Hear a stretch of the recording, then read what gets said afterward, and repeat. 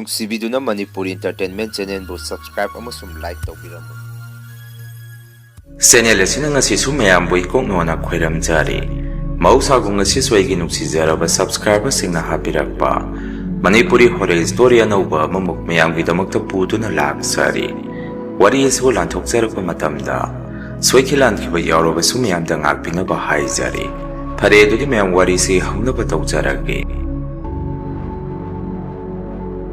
ꯋꯥꯔꯤꯁꯤꯡ ꯑꯁꯤꯗꯒꯤ ꯃꯇꯝ ꯈꯔ ꯀꯨꯏꯔꯕꯒꯤ ꯃꯃꯥꯡꯗ ꯏꯃꯨꯡ ꯑꯁꯤꯗ ꯊꯦꯡꯅꯈꯤꯕ ꯊꯧꯗꯣꯛ ꯑꯃꯒꯤ ꯋꯥꯔꯤꯅꯤ꯫ ꯑꯩꯈꯣꯏꯒ ꯍꯦꯛ ꯌꯨꯝꯊꯪꯅꯕꯗ ꯑꯍꯟ ꯃꯥꯏꯕ ꯑꯃ ꯂꯩ꯫ ꯍꯧꯖꯤꯛꯀꯤ ꯑꯍꯟꯁꯤ ꯍꯥꯟꯅꯗꯤ ꯀꯌꯥ ꯊꯣꯏꯗꯣꯛꯅ ꯃꯤꯉꯣꯟꯗ ꯀꯥꯏꯅꯕ ꯊꯕꯛꯇꯤ ꯇꯧꯔꯝꯗꯦ꯫ ꯃꯥꯒꯤ ꯊꯣꯛꯄ ꯃꯤꯒꯤ ꯂꯥꯏ ꯇꯤꯟ ꯈꯣꯏꯔꯝꯕ ꯆꯠꯂꯨꯔꯒ ꯑꯗꯨꯝ ꯄꯨꯡꯂꯩꯇ ꯂꯩ꯫ ꯑꯗꯨꯕꯨ ꯃꯇꯝ ꯈꯔꯒꯤ ꯃꯇꯨꯡꯗꯗꯤ ꯑꯍꯟ ꯃꯥꯏꯕꯁꯤ ꯃꯑꯣꯡ ꯃꯔꯤꯜ ꯑꯃ ꯇꯥꯗꯕ ꯍꯧꯔꯛꯏ꯫ ꯑꯩꯈꯣꯏꯒ ꯃꯈꯣꯏꯒꯁꯦ ꯁꯨꯃꯥꯡꯁꯨ ꯑꯗꯨꯝ ꯊꯪꯅ ꯊꯪꯅꯅ ꯂꯩꯔꯦ꯫ ꯑꯗꯨꯒ ꯌꯨꯝꯊꯪꯅꯅ ꯂꯩꯔꯕꯅꯤꯅ ꯑꯊꯨ ꯑꯀꯥꯏ ꯑꯃ ꯂꯥꯛꯄꯗ ꯆꯪꯊꯣꯛ ꯆꯪꯁꯤꯟ ꯇꯧꯅꯅꯕ ꯍꯥꯏꯗꯅ ꯁꯨꯃꯥꯡ ꯑꯅꯤ ꯈꯥꯔꯤꯕ ꯁꯝꯕꯜ ꯑꯗꯨꯗ ꯃꯆꯥ ꯑꯃ ꯃꯌꯥꯏꯗ ꯐꯥꯠꯂꯝꯃꯤ ꯆꯪꯊꯣꯛ ꯆꯪꯁꯤꯟ ꯇꯧꯅꯅꯕꯒꯤ꯫ ꯃꯇꯝ ꯄꯨꯝꯕꯗꯗꯤ ꯕꯣꯕꯣꯛꯅ ꯃꯗꯨꯒꯤ ꯃꯆꯥ ꯑꯃ ꯐꯥꯠꯂꯤꯕꯗꯨ ꯀꯔꯤꯅꯣꯃꯅ ꯑꯗꯨം ꯈꯨꯝꯖꯤꯜꯂꯝꯃꯤ꯫ ꯕꯕꯥꯒ ꯏꯃꯥꯒꯅꯗꯤ ꯁꯝꯕꯜ ꯑꯗꯨꯒꯤ ꯃꯌꯥꯏꯗ ꯃꯆꯥ ꯑꯃ ꯐꯥꯠꯂꯤꯕꯗꯨ ꯑꯗꯨꯝ ꯍꯥꯡꯅ ꯂꯩꯖꯁꯅꯨ, ꯊꯤꯡꯖꯤꯜꯂꯨꯅꯨ ꯍꯥꯏꯗꯨꯅ ꯕꯣꯕꯣꯛꯇ ꯉꯥꯡꯉꯤ꯫ ꯀꯣꯟꯅꯗꯤ ꯕꯣꯕꯣꯛꯅ ꯇꯧꯔꯝꯂꯤꯕꯗꯨ ꯆꯨꯝꯃꯝꯗꯣꯔꯤꯕꯅꯤ꯫ ꯑꯗꯨꯃꯥꯏꯅ ꯑꯍꯟꯁꯤꯅ ꯍꯧꯖꯤꯛꯀꯤ ꯃꯈꯣꯏꯒ ꯑꯩꯈꯣꯏꯒ ꯐꯥꯎꯅꯕ ꯃꯆꯥ ꯑꯃ ꯐꯥꯠꯂꯤꯕ ꯃꯄꯥ ꯑꯗꯥꯏꯗ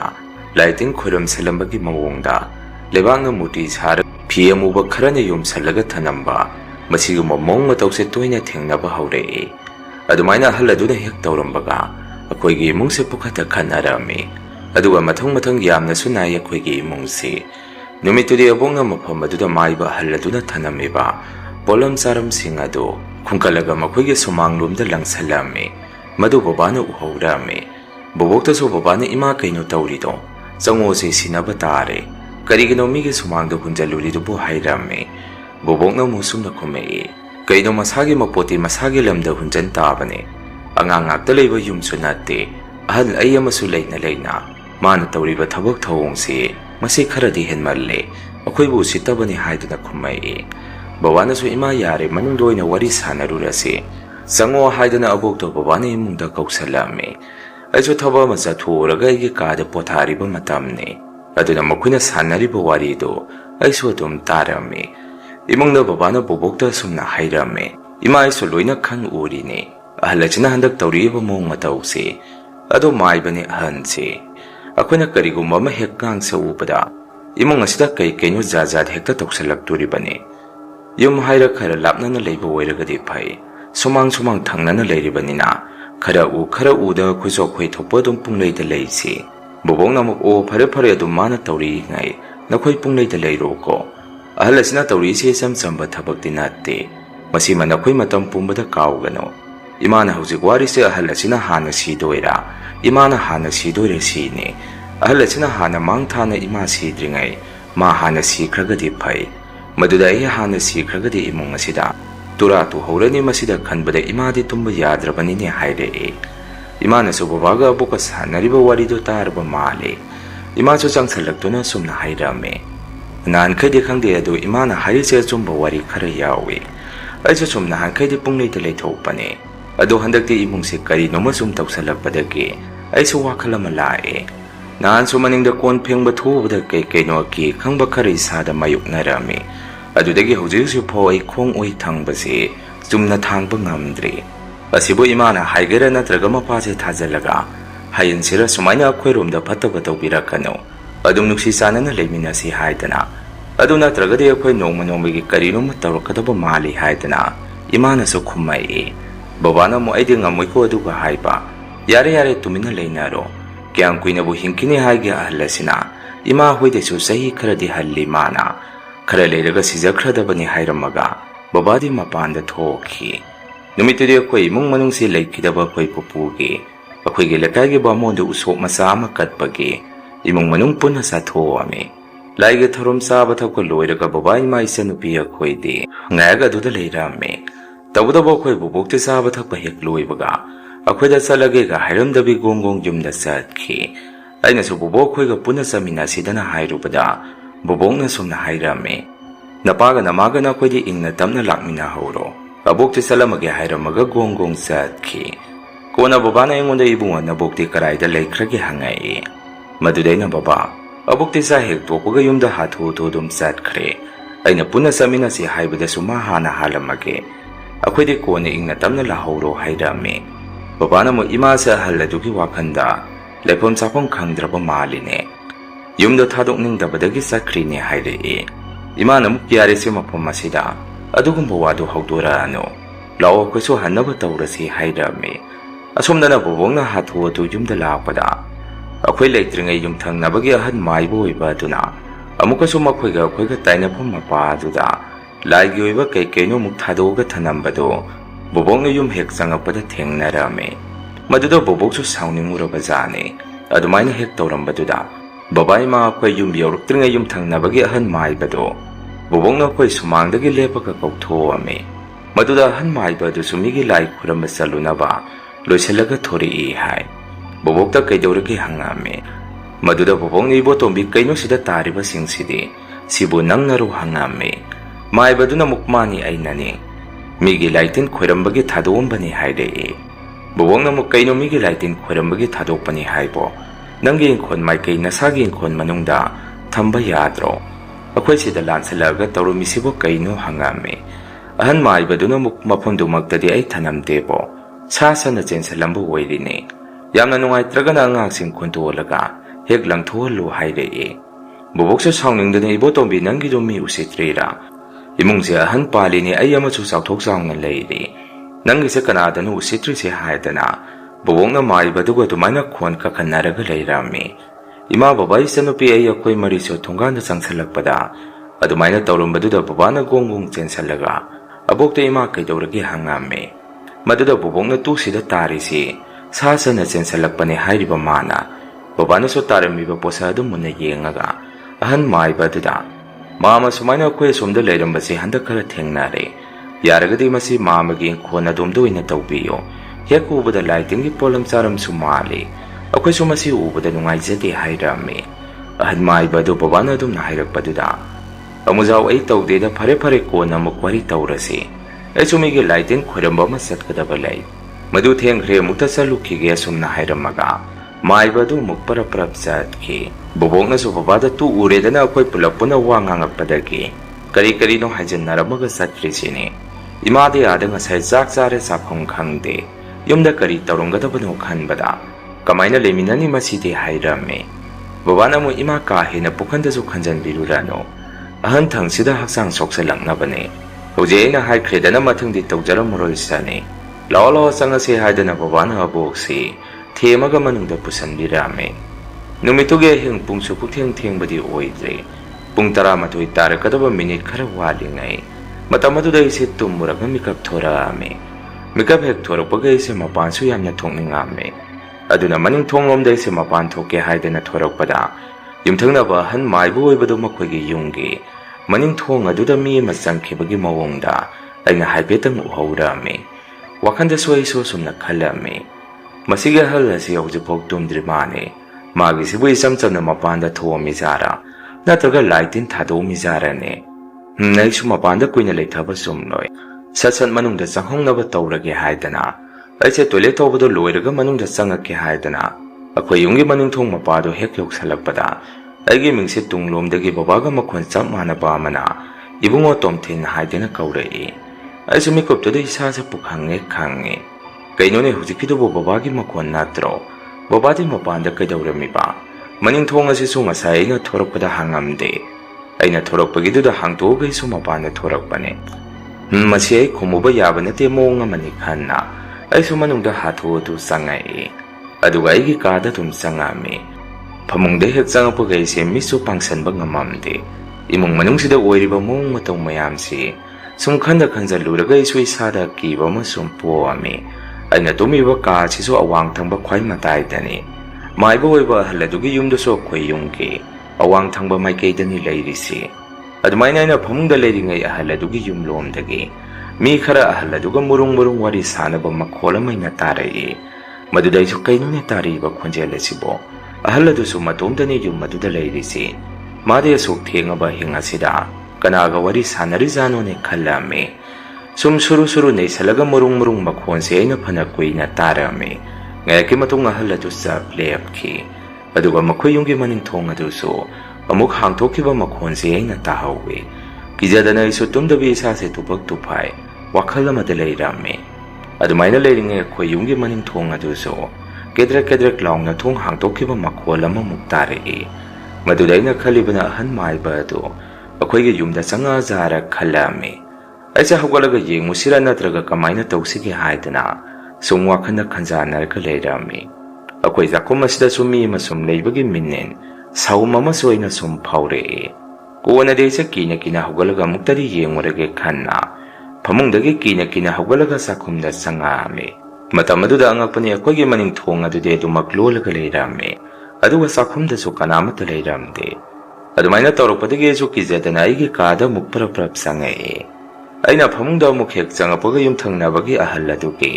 ꯃꯅꯤꯡ ꯊꯣꯡ ꯑꯗꯨ ꯑꯃꯨꯛ ꯃꯤ ꯑꯃ ꯆꯪꯈꯤꯕꯒꯤ ꯃꯑꯣꯡꯗ ꯊꯣꯡ ꯂꯣꯟꯁꯤꯟꯕ ꯃꯈꯣꯜ ꯑꯃꯃꯨꯛ ꯇꯥꯔꯝꯃꯤ꯫ ꯁꯨꯝ ꯑꯗꯨꯃꯥꯏꯅ ꯑꯍꯤꯡ ꯑꯁꯤꯗ ꯑꯉꯛꯄ ꯈꯔ ꯑꯩꯅ ꯊꯦꯡꯅꯕꯗꯒꯤ ꯑꯩꯁꯨ ꯈꯔ ꯇꯨꯝꯕꯣꯏ ꯇꯨꯝꯗꯕꯣꯏ ꯅꯣꯡꯉꯥꯟꯕ ꯉꯥꯏꯔꯝꯃꯤ꯫ ꯅꯣꯡꯍꯦꯛ ꯉꯥꯟꯕꯒ ꯑꯩꯁꯦ ꯃꯄꯥꯟꯗ ꯄꯔꯞ ꯊꯣꯔꯛꯇꯨꯅ ꯑꯕꯣꯛꯀ ꯏꯃꯥꯒꯗ ꯋꯥꯔꯤꯗꯣ ꯇꯝꯃꯝꯃꯤ꯫ ꯑꯕꯣꯛ ꯏꯃꯥ ꯉꯔꯥꯡꯗꯤ ꯑꯩ ꯇꯨꯝꯗ꯭ꯔꯦ꯫ ꯄꯨꯡ 11 ꯑꯗꯨꯋꯥꯏꯗ ꯃꯄꯥꯟ ꯊꯣꯛꯅꯤꯡꯗꯅ ꯃꯅꯤꯡꯗ ꯊꯣꯛꯎꯕꯗ ꯀꯩꯅꯣ ꯈꯔ ꯊꯦꯡꯅꯔꯛꯏ꯫ ꯑꯗꯨꯒ ꯑꯩꯅ ꯐꯃꯨꯡꯗ ꯍꯦꯛ ꯆꯪꯕꯒ ꯑꯩꯈꯣꯏꯒꯤ ꯃꯅꯤꯡ ꯊꯣꯡ ꯑꯁꯤꯁꯨ ꯃꯤ ꯑꯃꯅ ꯍꯥꯡꯗꯣꯛꯈꯤꯕ ꯃꯈꯣꯟ తాꯏ꯫ ꯌꯦꯡꯉꯨꯔꯒꯅ ꯀꯅꯥꯁꯨ ꯂꯩꯔꯝꯗꯦ꯫ ꯑꯍꯜ ꯑꯁꯤꯁꯨ ꯄꯨꯡ ꯊꯦꯡꯉꯐꯥꯎ ꯇꯨꯝꯗꯦ ꯍꯥꯏꯗꯅ ꯑꯩꯅ ꯕꯣꯕꯣꯛꯀ ꯏꯃꯥꯒꯗ ꯋꯥꯔꯤ ꯇꯝꯃꯝꯃꯤ꯫ ꯃꯗꯨꯗ ꯏꯃꯥꯅ ꯑꯁꯨꯝꯅ ꯍꯥꯏꯔꯛꯏ, ꯍꯌꯦꯡꯈꯩꯗꯤ ꯏꯕꯨꯡꯉꯣ ꯅꯨꯃꯤꯗꯥꯡ ꯃꯄꯥꯟ ꯊꯣꯛꯄꯁꯤ ꯊꯣꯛꯎꯔꯅꯨ꯫ ꯇꯨꯝꯃꯝꯗꯥꯏꯗ ꯃꯄꯥꯟ ꯅꯁꯥꯗꯣ ꯐꯖꯅ ꯁꯦꯡꯇꯣꯛꯑꯒ ꯇꯨꯝꯃꯨ꯫ ꯑꯁꯤꯒꯤ ꯑꯍꯟꯁꯦ ꯉꯥꯡꯅꯕ ꯌꯥꯝꯅ ꯊꯤꯔꯕꯅꯦ꯫ ꯀꯩꯁꯨ ꯅꯠꯇꯕꯗ ꯏꯆꯥꯗ ꯑꯃꯨꯛ ꯈꯨꯗꯣꯡꯊꯤꯕ ꯇꯥꯒꯅꯤꯀꯣ ꯍꯥꯏꯔꯛꯏ꯫ ꯕꯣꯕꯣꯛꯅ ꯑꯃꯨꯛ ꯏꯕꯨꯡꯉꯣ ꯅꯃꯥꯅ ꯍꯥꯏꯔꯤꯁꯦ ꯆꯨꯝꯂꯕꯅꯦ꯫ ꯊꯦꯡꯉꯗꯤ ꯃꯄꯥꯟ ꯄꯣꯠꯊꯣꯛꯇ ꯊꯣꯛꯎꯔꯅꯨ꯫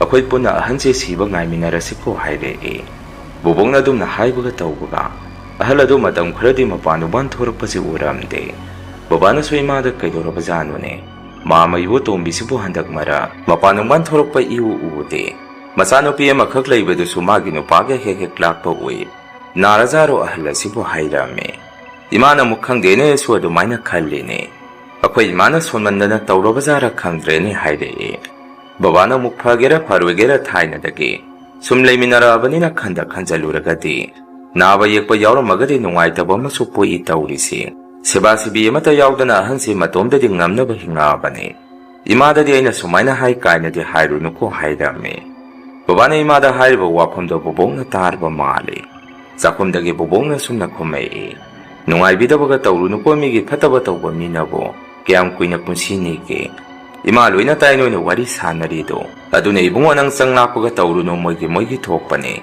ꯃꯆꯥꯅꯨꯄꯤ ꯃꯌꯥ ꯅꯨꯄꯥꯅ ꯑꯗꯨꯝ ꯁꯦꯕꯥ ꯇꯧꯖꯁꯅꯤ ꯍꯥꯏꯔꯛꯏ꯫ ꯃꯇꯧ ꯑꯁꯨꯝꯅ ꯑꯍꯜ ꯑꯗꯨ ꯌꯥꯝꯅ ꯀꯟꯅ ꯅꯥꯕ ꯍꯥꯏꯕꯗꯨ ꯑꯣꯏꯔꯝꯃꯤ꯫ ꯃꯆꯥꯅꯨꯄꯤꯅꯤ ꯍꯥꯏꯗꯅ ꯑꯃ ꯂꯩꯔꯤꯗꯨꯁꯨ ꯃꯤꯁꯨ ꯑꯥꯗ ꯃꯧ ꯑꯃ ꯑꯣꯏꯅ ꯌꯨꯝ ꯄꯥꯜꯂꯤꯕꯅꯤꯅ ꯌꯥꯝꯅ ꯇꯣꯏꯅꯗꯤ ꯂꯥꯛꯄ ꯉꯝꯃꯝꯗꯦ꯫ ꯑꯗꯨꯅ ꯅꯣꯡꯃ ꯂꯝꯖꯥꯎꯗ ꯕꯕꯥꯒ ꯊꯦꯡꯅꯕꯗ ꯕꯕꯥꯗ ꯑꯁꯨꯝꯅ ꯍꯥꯏꯔꯝꯃꯤ ꯍꯥꯏ, ꯇꯥꯗ ꯑꯃꯨꯖꯥꯎ ꯕꯕꯥꯁꯤ ꯌꯥꯝꯅ ꯀꯟꯅ ꯅꯥꯔꯦ꯫ ꯑꯩꯁꯨ ꯏꯌꯨꯝꯗꯧꯅ ꯇꯣꯏꯅ ꯁꯤꯗ ꯂꯥꯛꯄꯗꯤ ꯉꯝꯗꯦ꯫ ꯑꯗꯣ ꯇꯥꯗ ꯍꯣꯏꯅ ꯈꯔ ꯌꯦꯡꯁꯤꯟꯕꯤꯌꯨ ꯕꯕꯥꯁꯤ꯫ ꯕꯕꯥꯅꯁꯨ ꯇꯥꯗ ꯍꯣꯏ ꯅꯣꯡꯃꯇ ꯆꯪꯕꯤꯔꯛꯇꯦ ꯍꯥꯏꯗꯅ ꯃꯕꯨꯛꯅꯤꯡ ꯌꯥꯝꯅ ꯅꯨꯡꯁꯤꯅ ꯍꯦꯛ ꯍꯥꯏꯔꯛꯄꯁꯨ ꯌꯥꯎꯏ꯫ ꯃꯆꯥꯅꯨꯄꯤꯗꯨꯅ ꯑꯗꯨꯝꯅ ꯍꯥꯏꯔꯛꯄꯗꯨꯗ ꯕꯕꯥꯅ ꯁꯨꯝꯅ ꯈꯨꯝꯃꯤ, ꯃꯦꯝꯊꯣꯏ ꯑꯩꯈꯣꯏꯁꯨ ꯃꯥꯃꯁꯤ ꯅꯥꯏ ꯍꯥꯏꯕꯁꯤ ꯈꯪꯗꯦꯅꯦ꯫ ꯑꯗꯨꯗ ꯆꯪꯉꯛꯇꯕꯅꯤ, ꯑꯗꯨ ꯅꯪꯒ ꯉꯁꯤ ꯊꯦꯡꯅꯔꯒ ꯈꯪꯉꯤ꯫ ꯍꯣꯏ ꯍꯧꯖꯤꯛꯇꯤ ꯈꯪꯂꯕꯅꯤꯅ ꯆꯪꯗ ꯌꯥꯔꯤꯕꯣ, ꯅꯕꯨꯡ ꯂꯩꯔꯤ ꯑꯩ ꯆꯪꯅꯤ ꯍꯥꯏꯔꯝꯃꯤ꯫ ꯕꯕꯥꯅꯁꯨ ꯀꯣꯟꯅ ꯏꯃꯨꯡ ꯃꯅꯨꯡꯗꯁꯨ ꯋꯥꯔꯤ ꯇꯝꯃꯛꯏ꯫ ꯑꯍꯟꯗꯣ ꯌꯥꯝꯅ ꯀꯟꯅ ꯅꯥꯔꯦ ꯍꯥꯏ꯫ ꯃꯆꯥꯅꯨꯄꯤꯗꯣ ꯊꯦꯡꯅꯕꯗ ꯑꯩꯉꯣꯟꯗ ꯍꯥꯏꯔꯝꯕꯅꯤ꯫ ꯑꯗꯨꯒ ꯑꯩꯈꯣꯏꯁꯨ ꯃꯔꯛꯇ ꯈꯔ ꯆꯪꯕꯤꯌꯨꯁꯨ ꯍꯥꯏꯔꯝꯃꯤ꯫ ꯑꯍꯜ ꯑꯗꯨꯅ ꯑꯩꯈꯣꯏ ꯆꯪꯉꯛꯇꯦ ꯀꯥꯏꯅꯁꯨ ꯌꯥꯝꯅ ꯁꯣꯜꯂꯤ ꯍꯥꯏ꯫ ꯑꯍꯜ ꯑꯁꯤꯕꯨ ꯁꯤꯒꯤ ꯅꯥꯒꯤ ꯊꯣꯛꯑꯒꯁꯨ ꯈꯔ ꯍꯦꯛ ꯆꯪꯕꯤꯔꯨꯕꯅ ꯆꯨꯝꯗꯣꯔꯤꯕꯖꯥꯔꯣ ꯍꯥꯏꯔꯛꯏ꯫ ꯕꯕꯥꯒꯤ ꯋꯥꯐꯝ ꯑꯗꯨꯗ ꯕꯣꯕꯣꯛꯇꯤ ꯐꯤꯡ ꯂꯥꯎꯅ ꯁꯥꯎꯒꯠꯂꯛꯏ꯫ ꯀꯩꯗꯧꯕꯩ ꯆꯪꯗꯣꯏꯅꯣ, ꯆꯪꯕ ꯌꯥꯔꯣꯏ, ꯃꯉꯣꯟꯗ ꯇꯧꯒꯗꯕ ꯁꯦꯕꯥ ꯁꯤꯕꯤꯗꯣ ꯍꯌꯦꯡꯋꯥꯏ ꯑꯄꯣꯛꯄ ꯅꯃꯥ ꯑꯩ ꯁꯣꯟꯖꯜꯂꯛꯑꯀꯥꯟꯗ ꯇꯧꯅꯕ ꯈꯥꯛꯎ꯫ ꯃꯤꯑꯣꯏꯕ ꯍꯥꯏꯕꯁꯦ ꯑꯩꯒꯤꯅꯦ ꯍꯥꯏꯕꯗ ꯇꯨꯡ ꯍꯟꯅ ꯌꯦꯡꯕꯗ ꯃꯤꯁꯦ ꯀꯌꯥ ꯏꯎ ꯎꯔꯛꯇ꯭ꯔꯒꯗꯤ ꯌꯨꯝꯂꯣꯟ ꯀꯩꯔꯣꯟꯅꯔꯤꯕ ꯈꯔꯁꯨ ꯌꯥꯅꯕ ꯂꯩꯒꯗꯕꯅꯤ꯫ ꯃꯗꯨ ꯑꯍꯜ ꯑꯁꯤꯅ ꯃꯇꯝ ꯈꯔ ꯀꯥꯎꯊꯣꯛꯎꯔꯕ ꯃꯥꯜꯂꯤꯅꯦ꯫ ꯌꯨꯝꯁꯤꯒꯤ ꯏꯁꯣꯔꯁꯦ ꯌꯥꯝꯅ ꯂꯨꯕꯅꯤ, ꯅꯃꯥ ꯑꯩꯅ ꯅꯨꯡꯇꯤꯒꯤ ꯂꯥꯏꯗ ꯀꯠꯄꯗꯒꯤꯅꯤ ꯃꯥꯅ ꯇꯧꯔꯤꯁꯦ ꯍꯥꯏꯗꯅ ꯑꯕꯣꯛꯅ ꯈꯨꯝꯃꯛꯏ꯫ ꯕꯣꯕꯣꯛꯅ ꯑꯗꯨꯝꯅ ꯁꯥꯎꯅ ꯍꯥꯏꯔꯛꯄꯗꯨꯗ ꯕꯕꯥꯅ ꯍꯣꯏ ꯏꯃꯥ ꯑꯩ ꯆꯪꯉꯔꯣꯏ, ꯑꯗꯣ ꯏꯃꯥ ꯅꯃꯧ ꯅꯨꯄꯤꯒ ꯀꯔꯤꯅꯣ ꯋꯥꯔꯤ ꯈꯔ ꯁꯥꯟꯅꯍꯧꯈꯤꯒꯦ, ꯆꯪꯉꯣ ꯅꯪꯒꯤ ꯀꯥꯗ ꯄꯣꯊꯥꯖꯔꯨꯔꯣ ꯍꯥꯏꯔꯝꯃꯤ꯫ ꯕꯣꯕꯣꯛꯅ ꯑꯃꯨꯛ ꯑꯩꯅ ꯍꯥꯏꯔꯤꯁꯤꯅ ꯑꯩꯈꯣꯏ ꯀꯅꯥꯃꯠꯇ ꯆꯪꯕ ꯌꯥꯔꯣꯏ ꯍꯥꯏꯔꯝꯃꯒ ꯕꯣꯕꯣꯛꯇꯣ ꯃꯥꯒꯤ ꯀꯥꯗ ꯑꯗꯨꯝ ꯆꯪꯈꯤ꯫ ꯕꯣꯕꯣꯛ ꯆꯪꯈ꯭ꯔꯕ ꯃꯇꯨꯡ ꯏꯃꯥꯅ ꯕꯕꯥꯗ ꯁꯨꯝꯅ ꯍꯥꯏꯔꯝꯃꯤ꯫ ꯍꯣꯏ ꯑꯩꯁꯨ ꯈꯜꯂꯨꯔꯒꯗꯤ ꯁꯨꯝ ꯅꯨꯡꯉꯥꯏꯇꯕ ꯑꯃꯗꯤ ꯄꯣꯛꯏ꯫ ꯑꯗꯣ ꯏꯃꯥꯅꯗꯤ ꯁꯨꯛꯌꯥ ꯍꯦꯛ ꯌꯥꯔꯔꯣꯏ, ꯃꯁꯤꯃ ꯈꯪꯖꯜꯂꯨ꯫ ꯑꯗꯣ ꯃꯔꯛ ꯃꯔꯛꯇꯗꯤ ꯍꯦꯛ ꯈꯔꯗꯤ ꯆꯪꯕꯤꯔꯨꯆꯣ꯫ ꯑꯗꯨꯒ ꯃꯥꯒꯤ ꯆꯥꯅꯤꯡꯕ ꯀꯩ ꯂꯩꯒꯦꯅꯁꯨ ꯍꯦꯛ ꯍꯪꯉꯛꯎ꯫ ꯆꯥꯅꯤꯡꯕ ꯑꯃ ꯄꯤꯖꯍꯧꯁꯤ ꯍꯥꯏꯗꯅ ꯏꯃꯥꯅ ꯕꯕꯥꯗ ꯇꯨꯃꯤꯟꯅ ꯑꯕꯣꯛ ꯇꯥꯗꯅꯕ ꯍꯥꯏꯔꯝꯃꯤ꯫ ꯕꯕꯥꯅꯁꯨ ꯍꯣꯏꯅꯦ ꯑꯗꯨꯃꯥꯏꯅ ꯈꯔ ꯇꯧꯕꯤꯁꯤ ꯍꯥꯏꯔꯝꯃꯤ꯫ ꯃꯁꯤꯒꯤ ꯃꯇꯨꯡ ꯅꯨꯃꯤꯠꯇꯣ ꯑꯩꯈꯣꯏ ꯑꯕꯣꯛꯁꯦ ꯑꯍꯜ ꯑꯣꯏꯕꯅꯤꯅ ꯂꯩꯀꯥꯏꯒꯤ ꯗꯦꯕ ꯀꯔꯃ ꯃꯇꯝꯗ ꯌꯥꯝꯅ ꯆꯛꯀꯜꯂꯤ꯫ ꯃꯗꯨꯒꯤ ꯇꯟꯖꯥ ꯌꯦꯡꯉꯒ ꯕꯕꯥꯅ ꯑꯍꯜ ꯑꯗꯨꯒꯤ ꯌꯨꯝꯗ ꯑꯅꯥꯕ ꯍꯪꯕꯗꯨ ꯆꯪꯉꯝꯃꯤ꯫ ꯕꯕꯥꯅ ꯌꯨꯝ ꯑꯗꯨꯗ ꯍꯦꯛ ꯆꯪꯉꯛꯄꯗ ꯌꯨꯝ ꯃꯅꯨꯡꯗꯨ ꯏꯃꯝ ꯃꯝꯃꯤ ꯍꯥꯏ꯫ ꯁꯨꯝ ꯕꯕꯥꯅ ꯃꯥꯃ ꯍꯥꯏꯗꯅ ꯀꯧꯔꯒ ꯑꯍꯜ ꯑꯗꯨꯒꯤ ꯇꯨꯝꯐꯝ ꯀꯥꯗ ꯆꯪꯉꯛꯄꯗ ꯑꯍꯜ ꯑꯗꯨ ꯃꯁꯛ ꯎꯗꯕ ꯀꯅꯥꯒꯨꯝꯕ ꯑꯃꯒ ꯃꯔꯨꯡ ꯋꯥꯔꯤ ꯁꯥꯟꯅꯔꯝꯃꯤ ꯍꯥꯏ꯫ ꯕꯕꯥꯁꯨ ꯃꯗꯨ ꯎꯔꯛꯄꯗ ꯃꯁꯥꯗ ꯈꯤꯇꯪ ꯅꯨꯡꯉꯥꯏꯇꯕ, ꯑꯀꯤꯕ ꯑꯃ ꯄꯣꯛꯑꯝꯃꯤ꯫ ꯑꯍꯜ ꯑꯗꯨꯅꯁꯨ ꯕꯕꯥ ꯎꯕꯗ "ꯑꯃꯨꯖꯥꯎ ꯅꯪ ꯂꯥꯛꯏꯔ, ꯂꯥꯛꯎ ꯁꯤꯗ ꯆꯪꯉꯛꯎ, ꯁꯤꯗ ꯐꯝꯃꯨ, ꯅꯪ ꯃꯥꯃꯁꯦ ꯀꯨꯏꯅ ꯂꯩꯒꯗꯕ ꯃꯥꯟꯗ꯭ꯔꯦꯅꯦ, ꯍꯛꯆꯥꯡꯁꯦ ꯄꯨꯁꯣꯟ ꯍꯦꯛ ꯁꯣꯟꯊꯈ꯭ꯔꯦ, ꯏꯅꯥꯛꯇ ꯂꯦꯡꯗꯅ ꯁꯦꯕꯥ ꯁꯦꯕꯤ ꯇꯧꯕꯤꯅꯕ ꯃꯤ ꯑꯃ ꯂꯩꯔꯒꯗꯤ ꯍꯛꯆꯥꯡꯁꯦ ꯈꯔꯗꯁꯨ ꯀꯟꯒꯗꯕꯅꯤ, ꯄꯥꯞ ꯆꯦꯜꯂ ꯄꯣꯠꯅꯤ ꯑꯩꯈꯣꯏꯁꯤ꯫ ꯑꯗꯨꯅ ꯑꯩꯈꯣꯏ ꯏꯃꯥꯗꯤ ꯀꯝꯗꯧꯔꯤ, ꯑꯅꯥ ꯑꯌꯦꯛ ꯌꯥꯎꯗꯕ꯭ꯔꯣ?" ꯍꯪꯉꯛꯏ꯫ ꯕꯕꯥꯅ ꯑꯃꯨꯛ "ꯃꯥꯃ ꯏꯃꯥꯗꯤ ꯑꯗꯨꯝ ꯃꯁꯥ ꯃꯎ ꯀꯟꯅ ꯂꯩꯔꯤ, ꯃꯥꯃꯁꯨ ꯀꯩꯁꯨ ꯇꯧꯔꯣꯏꯗ, ꯑꯗꯨꯝ ꯀꯟꯈꯠꯆꯔꯛꯁꯅꯤ, ꯆꯥꯛ ꯏꯁꯤꯡꯅ ꯀꯅꯥꯅ ꯊꯣꯡꯉꯤꯕ, ꯃꯥꯃꯅ ꯅꯥꯔꯒ ꯂꯩꯔꯕꯅꯤꯅ" ꯍꯪꯉꯝꯃꯤ꯫ ꯑꯍꯜ ꯑꯗꯨꯅ ꯑꯃꯨꯛ ꯆꯥꯛꯇꯤ ꯏꯌꯥ ꯅꯨꯄꯥꯅ ꯅꯨꯡꯇꯤꯒꯤ ꯑꯌꯨꯛꯀꯤ ꯅꯨꯃꯤꯗꯥꯡꯒꯤ ꯍꯦꯛ ꯊꯤꯜꯂꯛꯏ꯫ ꯃꯥꯁꯨ ꯉꯥꯏꯍꯥꯛꯐꯥꯎ ꯐꯝꯃꯝꯗꯦ, ꯆꯥꯛꯇꯨ ꯊꯤꯜꯂꯛꯑꯝꯃꯒ ꯊꯨꯅ ꯍꯦꯛꯇ ꯆꯠꯈꯤ꯫ "ꯑꯗꯨꯅ ꯑꯩꯈꯣꯏꯁꯨ ꯅꯥꯕ ꯌꯦꯛꯄ ꯌꯥꯎꯗꯦꯀꯣ, ꯐꯝꯃꯨ ꯅꯪ ꯃꯥꯃꯒ ꯉꯥꯏꯍꯥꯛ ꯋꯥꯔꯤ ꯁꯥꯟꯅꯈꯤꯁꯤ, ꯏꯇꯣꯝꯗ ꯑꯩꯁꯨ ꯁꯤꯕ ꯉꯥꯏꯕ ꯍꯥꯏꯕꯗꯨ ꯇꯥꯔꯦ" ꯍꯥꯏꯔꯛꯏ꯫ ꯑꯗꯨꯃꯥꯏꯅ ꯉꯥꯏꯍꯥꯛ ꯕꯕꯥꯒ ꯋꯥꯔꯤ ꯁꯥꯟꯅꯔꯝꯃꯒ ꯕꯕꯥꯁꯨ ꯕꯣꯕꯣꯛ ꯍꯜꯂꯛꯇ꯭ꯔꯤꯉꯩ ꯑꯃꯨꯛ ꯊꯨꯅ ꯌꯨꯝꯗ ꯍꯜꯂꯛꯑꯝꯃꯤ꯫ ꯑꯩꯈꯣꯏ ꯕꯕꯥꯁꯦ ꯅꯨꯃꯤꯠꯇꯨꯗꯒꯤ ꯂꯥꯏꯑꯣꯡ ꯈꯪꯗꯅ ꯌꯥꯝꯅ ꯀꯟꯅ ꯅꯥꯕ ꯍꯧꯔꯛꯏ꯫ ꯑꯗꯨꯒ ꯑꯍꯜ ꯑꯗꯨꯅ ꯁꯨꯝ ꯃꯁꯥ ꯀꯟꯈꯠꯂꯛꯄꯒꯤ ꯃꯑꯣꯡꯗ ꯑꯁꯨꯛ ꯀꯨꯏꯕ ꯃꯇꯝꯁꯦ ꯃꯄꯥꯟ ꯅꯨꯡꯄꯥꯟ ꯊꯣꯛꯄ ꯉꯝꯃꯨꯗ꯭ꯔꯕꯗꯨ ꯕꯕꯥꯅ ꯅꯥꯕ ꯍꯧꯈꯤꯕꯗꯒꯤ ꯁꯨꯃꯥꯡꯗ ꯊꯣꯔꯛꯑꯒ ꯅꯨꯡꯁꯥ ꯌꯥꯏꯕ ꯍꯦꯛ ꯊꯣꯔꯛꯏ꯫ ꯏꯃꯥꯁꯨ ꯕꯕꯥꯅ ꯌꯥꯝꯅ ꯀꯟꯅ ꯅꯥꯔꯒ ꯂꯩꯕꯗꯨꯗ ꯃꯇꯝ ꯄꯨꯝꯕꯗ ꯀꯞꯄꯒꯗ ꯂꯩꯔꯝꯃꯤ꯫ ꯀꯣꯟꯅ ꯕꯣꯕꯣꯛꯅ ꯆꯤꯡꯅꯕ ꯑꯃ ꯂꯩꯕꯗꯒꯤ ꯏꯃꯥꯗ ꯅꯣꯡꯃ ꯋꯥꯍꯪ ꯑꯃ ꯍꯪꯉꯝꯃꯤ꯫ "ꯏꯕꯦꯝꯃ, ꯏꯃꯥ ꯋꯥ ꯑꯃ ꯍꯪꯒꯦ, ꯅꯪ ꯁꯦꯡꯅ ꯈꯨꯝꯃꯨ. ꯅꯈꯣꯏ ꯑꯍꯜ ꯑꯁꯤꯒꯤ ꯃꯅꯥꯛꯇ ꯀꯅꯥ ꯆꯪꯉꯨꯕ ꯌꯥꯎꯈꯤ? ꯋꯥ ꯂꯣꯠꯀꯅꯨ, ꯑꯩꯉꯣꯟꯗ ꯁꯦꯡꯅ ꯍꯥꯏꯔꯛꯑꯣ" ꯍꯥꯏꯔꯝꯃꯤ꯫ ꯃꯗꯨꯗ ꯏꯃꯥꯁꯨ ꯚꯥꯞ ꯑꯣꯏꯁꯜꯂꯨꯗꯕ ꯊꯧꯗꯣꯛ ꯑꯃ ꯑꯕꯣꯛꯅ ꯑꯗꯨꯝꯅ ꯍꯪꯉꯛꯄꯗꯨꯗ ꯈꯪꯅꯤꯡ ꯍꯦꯛ ꯅꯤꯡꯁꯤꯡꯉꯛꯈꯤ꯫ ꯑꯗꯨꯅ ꯑꯕꯣꯛꯇ ꯏꯃꯥꯅ ꯑꯁꯨꯝꯅ ꯍꯥꯏꯔꯝꯃꯤ꯫ "ꯏꯃꯥ, ꯑꯩ ꯅꯤꯡꯁꯤꯡꯉꯛꯑꯦ ꯀꯔꯤꯒꯨꯝꯕ ꯑꯃ. ꯅꯨꯃꯤꯠꯇꯣ ꯏꯃꯥꯅ ꯂꯩꯀꯥꯏꯒꯤ ꯊꯧꯗꯣꯛ ꯋꯥꯊꯣꯛ ꯑꯃ ꯆꯠꯈ꯭ꯔꯤꯉꯩ ꯃꯄꯥꯅ ꯑꯩꯉꯣꯟꯗ ꯑꯍꯜ ꯑꯁꯤꯒꯤ ꯃꯅꯥꯛꯇ ꯑꯃꯨꯛꯇ ꯆꯪꯕꯤꯔꯨꯒꯦ, ꯏꯃꯥ ꯂꯩꯇ꯭ꯔꯤꯉꯩ ꯍꯥꯏꯗꯅ ꯆꯪꯈꯤ꯫ ꯃꯗꯨꯒꯤ ꯅꯨꯃꯤꯠꯇꯨꯗꯒꯤꯅꯤ ꯏꯃꯥꯅ ꯌꯥꯝꯅ ꯀꯟꯅ ꯅꯥꯕ ꯍꯧꯈ꯭ꯔꯤꯁꯤ꯫ ꯑꯗꯨꯒ ꯏꯃꯥ, ꯃꯄꯥꯅ ꯑꯩꯉꯣꯟꯗ ꯋꯥ ꯑꯃꯁꯨ ꯍꯥꯏꯔꯝꯃꯤ. ꯅꯨꯃꯤꯠꯇꯨꯗ ꯃꯥꯅ ꯆꯪꯉꯨꯕꯗ ꯑꯍꯜ ꯑꯗꯨ ꯃꯥꯒꯤ ꯀꯥꯗ ꯃꯁꯛ ꯎꯗꯕ ꯀꯔꯤꯒꯨꯝꯕ ꯑꯃꯒꯁꯨ ꯋꯥꯔꯤ ꯁꯥꯟꯅꯔꯝꯃꯤ ꯍꯥꯏ꯫ ꯃꯗꯨꯗ ꯃꯄꯥꯗꯣ ꯃꯁꯥꯗ ꯄꯥꯈꯠꯈꯤꯕ, ꯊꯨꯛ ꯂꯥꯎꯕ ꯃꯁꯥꯗ ꯑꯃ ꯐꯥꯎꯈꯤ ꯍꯥꯏ꯫ ꯑꯩꯁꯨ ꯏꯃꯥ ꯍꯧꯖꯤꯛꯇ ꯚꯥꯞ ꯑꯣꯏꯔꯛꯑꯦ꯫ ꯑꯍꯜ ꯑꯗꯨꯅ ꯀꯔꯤ ꯇꯧꯕꯤꯈ꯭ꯔꯕꯖꯥꯠꯅꯣ ꯏꯃꯥ ꯍꯥꯏꯗꯅ ꯍꯪꯉꯝꯃꯤ꯫ ꯃꯗꯨꯗ ꯑꯕꯣꯛꯅ ꯁꯨꯝꯅ ꯈꯨꯝꯃꯛꯏ꯫ "ꯇꯨ ꯑꯩꯅ ꯈꯟꯕꯒ ꯇꯧꯕꯒ ꯅꯣꯏꯅ ꯑꯁꯣꯏꯕ ꯑꯃ ꯍꯦꯛꯇ ꯌꯥꯎꯔꯝꯃꯤꯁꯤꯅꯤ꯫ ꯑꯅꯥꯕ ꯍꯪꯕ ꯆꯠꯄꯁꯤ ꯌꯥꯝꯅ ꯂꯨꯏ. ꯗꯁꯥ ꯄꯥꯡꯉꯝꯗ꯭ꯔꯒꯗꯤ ꯀꯟꯅ ꯅꯥꯔꯤꯕ ꯃꯤꯗꯨꯒꯤ ꯗꯁꯥ ꯂꯥꯡꯕꯟ ꯑꯐꯠꯇꯕꯗꯣ ꯑꯅꯥꯕ ꯍꯪꯕ ꯂꯥꯛꯏꯕ ꯃꯉꯣꯟꯗ ꯍꯦꯛꯇ ꯊꯩꯖꯜꯂꯛꯇꯣꯔꯤꯕꯅꯤ꯫ ꯑꯗꯨꯅ ꯃꯤ ꯑꯃ ꯌꯥꯝꯅ ꯀꯟꯅ ꯅꯥꯔꯒ ꯂꯩꯔꯒꯗꯤ ꯃꯅꯥꯛꯇ ꯑꯉꯥꯡ ꯅꯨꯕꯤ ꯗꯁꯥ ꯁꯣꯟꯕ ꯃꯤ ꯆꯠꯅꯗ꯭ꯔꯤꯁꯤ. ꯑꯗꯨꯒ ꯑꯃꯔꯣꯝꯗ ꯑꯁꯤꯗꯤ ꯃꯥꯏꯕꯅꯤꯗꯣ, ꯃꯍꯩꯁꯨ ꯍꯩꯈ꯭ꯔꯕ. ꯑꯗꯨꯅꯅꯤ ꯏꯃꯥꯅ ꯅꯈꯣꯏꯗ ꯑꯅꯥꯕ ꯍꯪꯕ ꯆꯪꯒꯅꯨ ꯍꯥꯏꯗꯅ ꯃꯇꯝ ꯄꯨꯝꯕꯗ ꯏꯃꯥꯅ ꯌꯥꯝꯅ ꯊꯤꯡꯈ꯭ꯔꯦꯗꯣ. ꯃꯤ ꯐꯕ ꯃꯤ ꯑꯣꯏꯔꯒꯗꯤ ꯍꯪꯕ ꯆꯪꯉꯨꯕꯗꯨ ꯀꯔꯤꯁꯨ ꯀꯥꯏꯗꯕ ꯃꯤ ꯐꯠꯇꯕꯅꯤꯅ ꯏꯃꯥꯅ ꯆꯪꯍꯟꯅꯤꯡꯗꯗꯅ ꯅꯣꯏꯗ ꯆꯪꯒꯅꯨ ꯍꯥꯏꯔꯤꯁꯤꯅꯤ. ꯃꯁꯤꯗꯤ ꯀꯝꯗꯧꯅꯤ ꯃꯥꯏꯕ ꯑꯣꯏꯔꯒꯁꯨ ꯄꯦꯠ ꯃꯆꯥ ꯃꯁꯨ ꯇꯥꯟꯅꯕꯅ ꯀꯥꯟꯅꯔꯣꯏ. ꯐꯩ, ꯏꯆꯥꯒꯤ ꯄꯨꯟꯁꯤ ꯀꯟꯗꯕ ꯌꯥꯗꯦ. ꯃꯥꯒꯤ ꯃꯊ꯭ꯋꯥꯏ ꯃꯃꯤꯅ ꯀꯟꯕ꯭ꯔꯥ, ꯏꯆꯥꯒꯤꯅ ꯀꯟꯕ꯭ꯔꯥ ꯍꯥꯏꯕꯗꯨ ꯌꯦꯡꯅꯕ ꯇꯥꯔꯦ. ꯑꯍꯟ ꯑꯣꯏꯔꯒꯁꯨ ꯏꯃꯥ ꯊꯧꯅꯥ ꯂꯩꯔꯤ. ꯑꯩ ꯏꯆꯥꯒꯤꯗꯃꯛꯇ ꯃꯥꯏꯕ ꯑꯃ ꯉꯁꯤꯗꯒꯤ ꯑꯩꯅ ꯁꯣꯏꯗꯅ ꯊꯤꯒꯅꯤ. ꯇꯧꯕꯇꯕꯨ ꯏꯃꯧ ꯏꯕꯦꯝꯃ, ꯊꯧꯗꯣꯛꯁꯤꯒꯤ ꯃꯈꯥ ꯇꯥꯔꯛꯄꯗꯗꯤ ꯅꯈꯣꯏ ꯏꯃꯥꯅ ꯍꯥꯏꯕ ꯋꯥꯗ ꯇꯥꯗꯕ ꯇꯧꯒꯅꯨꯀꯣ. ꯑꯤꯃꯨꯡ ꯑꯃꯗ ꯑꯍꯜ ꯂꯃꯟ ꯂꯩꯔꯒꯗꯤ ꯑꯍꯜ ꯂꯃꯟꯒꯤ ꯋꯥꯁꯨ ꯈꯔ ꯂꯨꯝꯅ ꯂꯧꯕ ꯃꯊꯧ ꯇꯥꯏ. ꯍꯌꯦꯡꯋꯥꯏ ꯏꯃꯥ ꯍꯣꯏꯗꯤ ꯑꯍꯜ ꯑꯣꯏꯁꯜꯂꯛꯑꯒ ꯑꯗꯨꯝ ꯆꯠꯈꯤꯅꯤ. ꯅꯈꯣꯏꯗꯤ ꯏꯃꯨꯡꯁꯤ ꯑꯃꯨꯛ ꯑꯍꯟ ꯁꯥꯗꯨꯅ ꯉꯥꯛ ꯁꯦꯜꯍꯧꯗꯣꯔꯤꯕꯅꯤ. ꯑꯗꯨꯅ ꯄꯪꯕ ꯌꯥꯗꯦ. ꯍꯧꯖꯤꯛ ꯏꯃꯥ ꯍꯣꯏ ꯂꯩꯔꯤꯉꯩ ꯅꯈꯣꯏꯅ ꯈꯪꯗ ꯎꯗꯕ ꯀꯌꯥꯗꯨ ꯏꯃꯥ ꯍꯣꯏꯗꯒꯤ ꯇꯝꯁꯜꯍꯧꯔꯣ. ꯐꯔꯦ, ꯍꯧꯈ꯭ꯔꯒꯗꯤ ꯍꯧꯈ꯭ꯔꯦꯗꯅ. ꯏꯃꯥꯒ ꯈꯪꯅꯕ ꯏꯃꯥꯟꯅꯕꯤ ꯌꯥꯝꯅ ꯂꯩ. ꯏꯃꯥ ꯃꯈꯣꯏꯒ ꯇꯥꯟꯅꯔꯨꯒꯦ. ꯑꯗꯨꯒ ꯏꯆꯥꯛꯀ ꯂꯧꯁꯤ ꯍꯣꯔꯦꯟ ꯅꯨꯃꯤꯗꯥꯡ ꯋꯥꯏꯔꯝ ꯏꯃꯥ ꯂꯝ ꯑꯃꯗ ꯆꯠꯂꯨꯒꯦ. ꯅꯈꯣꯏ ꯏꯃꯥꯅ ꯆꯠꯈꯤꯕꯒꯤ ꯚꯔꯥ ꯄꯩꯁꯥ ꯈꯔ ꯊꯧꯔꯥꯡ ꯇꯧ." ꯑꯁꯨꯝꯅ ꯑꯕꯣꯛꯅ ꯏꯃꯥꯗ ꯍꯥꯏꯔꯝꯃꯕ ꯃꯇꯨꯡ Abokna maga kangna sanaramba kayagi manakta satsatuna masigumagi matangda maipunaba ngamba maiba ama thiba hawrame. Kona thangda maiba amakak abokna thengnarame. Maibaduna ma tawbige ngamni hairakpadagi yum asida maibadu nomakakni laamido aduga laitingi oiba babagi maramda lai khuram thokpirame. Angapani numituda maibaduna babase lai khuram thokkibadagi babase masa tamna kangkhalai. Aduga songi ahal hanuba maibaduna amuk nongmagi masa asum sondalai. Maibaduna masa sonjalakpa siramdai matam maduda mana sanaramba layamsing aduna ahal adugi yum maduda numidang khoi ngangbadawna ngarang murung amuk tabo khoidi kidana numidang mapal amata thongnaramde. Machanupi ado pho mapagi manakta changpa kidana papa pu sangakhide. Akoi imungsu numidang gase yena khadagi angang gase kapakpa jani. Numito ayuk anganbada imana babagi phi khara suraga polang khokta phauringai. Wakama pairaga ahal adugi inkhonda tongamaga khongsu khongamde hai amuk pairaga satki hai. Maduda imana sumna khallame kainone hujikiduba saruiti mande kwak mali. Khongsu khongamde ahal ase pungkuide kuigadaba mandre ngasi hayeng tamba ngamde sakse kharak nganda thongtoga sahubana phani. Asumna imana imungda sangaki hek tawrokpada ahal adugi yumdagi imase ahal aduna kawrokpadawna khonjel ama tarai. Maduda imasu masada swailawa pakatpa ama poame. Aduna imase imungda hatuto parap sensalai. Aduga babada sumna hairame hojik kwak ama ahal asigi inkhonda tongame khongso khongamde dum pairaga satkhare. Aduga ahal aduna igi mingsi yum madudagi kawrakiba khonjel ama sutai. Aduna mapang asidi ahanse karinoma tawgadaba mali ai saka mukta thongtokhige. Aduga sathorase nangso ngaside thabakado saluranu hairame. Babana muk kainone nangna haridubu singnabrane ai phok tu songine tawrise. Phare sakto thongtoro angangsingde karaida leikhre hangame. Imana muk leirongadi makhoigi kada nang angangsingda su maning maya kochang sangunu khara hayo ai sak thongkhige haidana imade sakhumda sangkhi. Abongna su babada ibungo kaidore harino hangai. Maduda babana ima kwak ama pairaga thangnaba inkhonsida tongame hai khongso khongamde hai.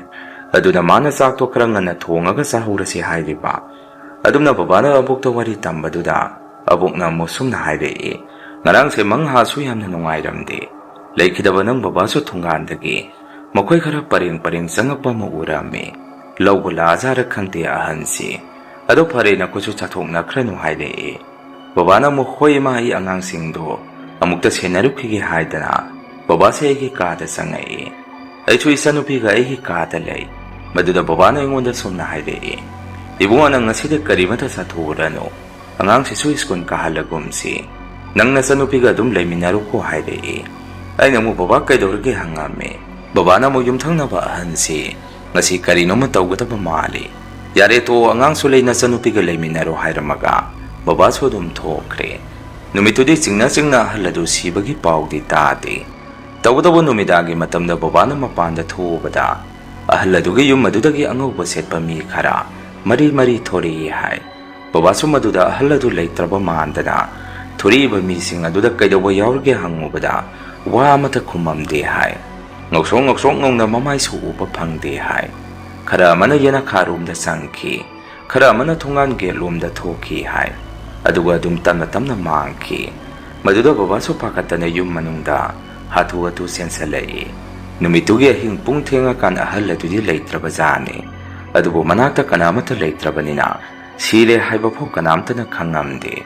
Bobonga numito ahing tumba yade haidana pungthenga kan sakhumde ising gelas amata thakke haidana sangakpada akoi mayai kada yumthangnaba ahaladu manba gong sum sangkhraga babagi kada sangki hai. Aboksu kainone tawrisibu haidana babagi kada sangakpada kanasu leiromkhide babaka kaduda tummaga leirame. Bobongna babasu tumbudu hawdokpirudre adu magi phamungda dum sangai.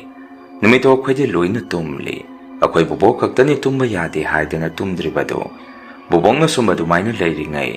Ahaladugi yum maduda posei makhada taba makhol amadi mi khana seinaba makhon gumna tawba kaino makhon moha khara tarame. Numitugi nonghe nganbaga ahaladugi masanupi lobo maya nupaduna lakpada ahaladu sirga leiramba thengnarame. Konadi sum tamna koiso ahaladu sire khangai. Ahal adugi mathau mangam pangthokpadudi babaga aiga salami. Masanupi adusu matam khara yum maduda magi nupaga leirami. Akhoi so amaromda ahal aduna sikhibadu kharadi safarani khalurabane. Adubu ahal aduna hek sikhibaga sora sondringai manung asida tamnarakpada amuktabu akhoi so leifam khangamde. Yum aduda leiriba masanupi maya nupa makhoi anisu tamnaba hemalaktana lekaigi mi khara ahing lekpiu haidana nekpa laame. Aduga imada su masanupi aduna sumna hairame hai. Numidang magi nupaga tummingai makhori charamdu masak udaba amana hekta melei hai. Aduga lekhidaba han mapadusu numidang pung baro sapsana hekta apaga thawai oina thoraga yum aduda adum kocha salaga lei haidana masanupi duna imada yamna kina wari tamamme. Babasu ahing lekpado khara lakpiu hairakpada bobokna yaramdi satkano haidana. Adubu lekagi mina yum masida sangaga amujau yum thangnana leiraga isang changakpadi ude khara khara chango mi lejade khangi natro hairambadagi babasu upai leitabadagi ahing lekpadu sangame. Maiba wairabanina dum lekagi misu ahing lekpadu kinarame. Aduna misu kya yamna ahing lekpadu laknaramde.